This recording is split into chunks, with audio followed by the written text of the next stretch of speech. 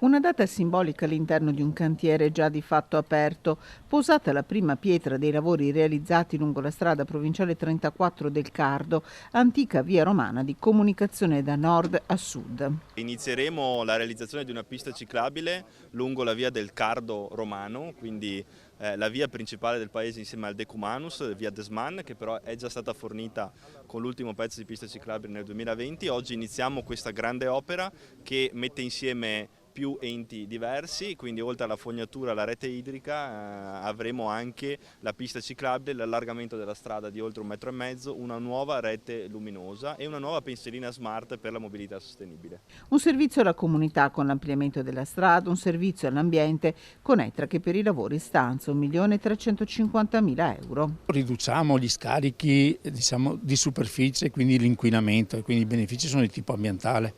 Ecco, noi oggi come Etra copriamo circa il 75% delle nostre utenze, mentre siamo quasi al 90%, 95% con l'acquedotto, e quindi è uno dei nostri obiettivi quello di riuscire a dare al nostro territorio una rete fognaria che permetta ai reflui di andare ai nostri depuratori. Un lavoro realizzato in sinergia tra i vari enti. La maggior fonte, diciamo, di queste risorse è la legge 39 del 91, una credo delle leggi più efficaci che il Consiglio regionale abbia prodotto, e si vedono i risultati sul territorio. Questa è un'opera modello perché il Comune ha saputo mettere a regia tutti gli enti coinvolti, appunto la provincia, essendo questa una strada provinciale, l'Etra come società realizzatrice appunto delle infrastrutture fognarie e acquedottistiche, e appunto con il contributo della Regione è riuscita a fare quest'opera di 2,5 milioni di euro che dico è un modello che va esportato.